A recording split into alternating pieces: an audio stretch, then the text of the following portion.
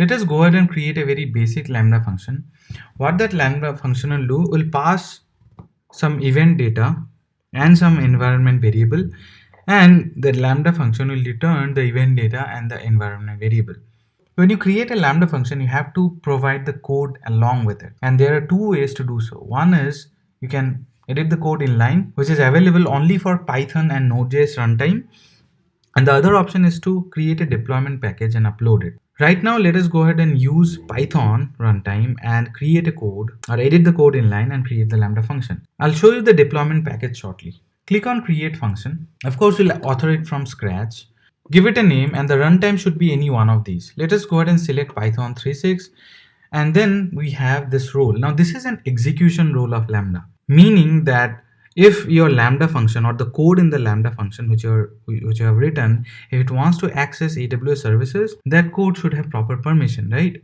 Similar to EC2 instance profile. Suppose you have a code in EC2 instance and that application needs to access various AWS services like S3 DynamoDB, you will create an instance profile and attach that with the EC2 instance. Same is the case here also. This is called Lambda execution role, and this role should have all the permissions needed for this Lambda application or the code in the Lambda application to get executed successfully. Suppose if your application is using S3 bucket, it needs to get some object from S3 bucket, then this role should have necessary permission to do so. As of now, what I have done is I have created a role named AWS Foundation Lambda admin role, and I have given this role administrator access just to make things simple.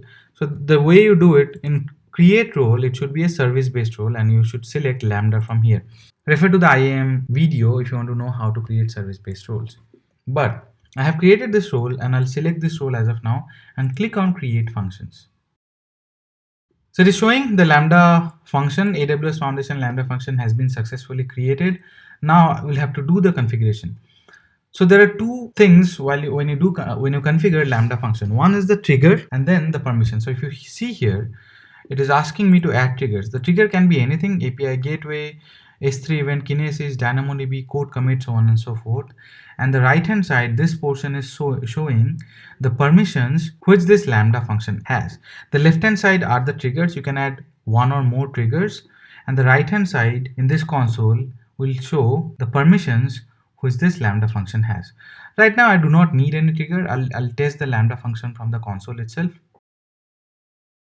Before editing the code inline, let's see the other configuration which we have discussed in the previous video. You know what tags are, you know what environment variables are. We'll pass in environment variables in this function, and then you have execution role. I have added this execution role while creating the Lambda function itself. Then in the basic settings, you provision memory, you give memory to the Lambda function, and then you provide timeout. So timeout is actually the time for which this Lambda function is allowed to run. As of now, it is 3 seconds. I can reduce it to 1 second.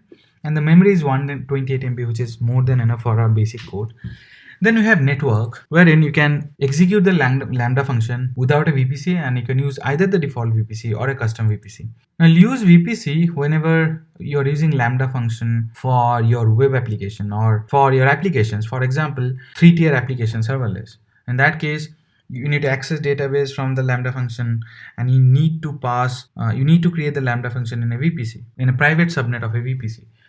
If you're using Lambda function for, let's say, S3 event-based triggers, for example, whenever an S3 object is uploaded, your Lambda function should get executed. You should create the Lambda function without a VPC, because you do not need a VPC for that. Okay, having said that, let us go ahead and create the Lambda function.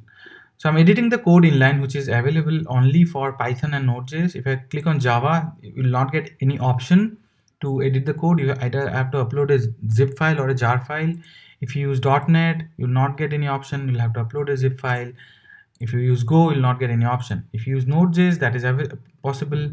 But if you're using Python, you can edit the code inline also. Editing inline code is only available for Python and Node.js runtime. Otherwise, you'll have to upload the zip file or jar file, which is called a deployment package, which we'll see in a moment. Alright, this is the code. This is the boilerplate which has been given.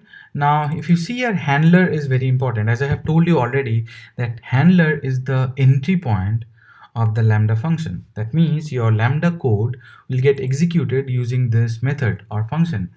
and that is the method which you mention in handler. The first portion of the handler is actually the name of the program. Here the name of the program is lambda underscore function dot py, and the second portion is actually the method or the function name inside of the program. If you name it differently, then you have to change the name here also. But what I'll do now is I'll pass some environment variable to this lambda function. We'll modify this code. We'll pass some environment variable. We'll display that in environment variable using the lambda function. In Python, to get the environment variable, you have to use the OS module and something like this. Let us say the environment variable name is name, and that's what we want to return. Click on save, and then you can test the lambda function from the console itself. You have to click on test. You have to name it something. What is this event? We'll discuss event shortly, but let us go ahead and create this event as of now, and then click on test. So you can see the execution result here. Click on details, and it is showing null because we have not passed any environment variable. How do you pass environment variable? You know the place. So this is where it is. Use the same name. Here we have mentioned name as the environment variable, and that's what you should pass.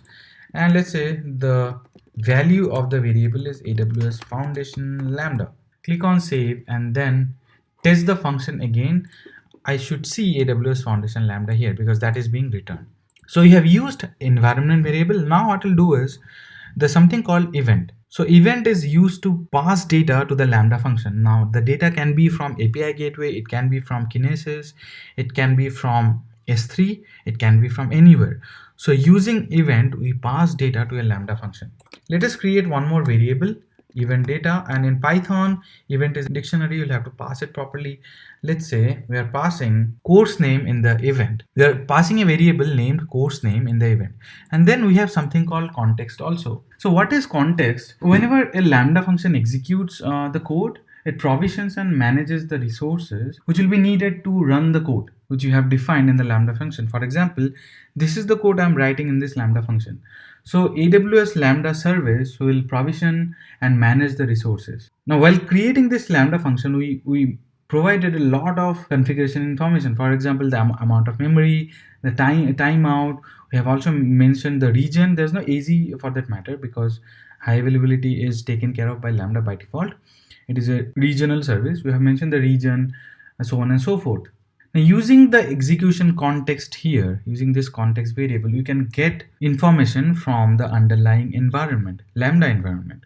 So for example, if you want to know the region where this Lambda function is getting executed, and based on the region, you want to do some certain action, you can put that in your code and do something about it. Let's say I want to find out the amount of time remaining in the Lambda function. So you can use this, and then let us go ahead and return this data. So in this code, I'm using all the available options. The first option is getting the data from environment variable. I'm passing my name, and then I'm passing data using event, using this event variable or event argument rather. I'll be passing course name in the event argument, and then I'm using this context to get the remaining time. And I'm displaying this is the time remaining. Now I have to save it, and then I have to configure the test events because I have to pass the event data using JSON.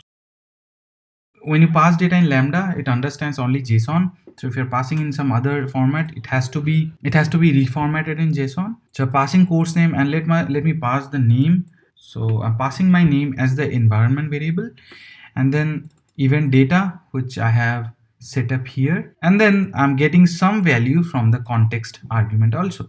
Using this context variable or context object, a code in the Lambda function can interact with the AWS Lambda service underneath, and you can get useful information. For example, how much time is remaining before the Lambda function terminates the code, or if you're using CloudWatch, what is the CloudWatch log group name or the log stream name? Let us save and test this function.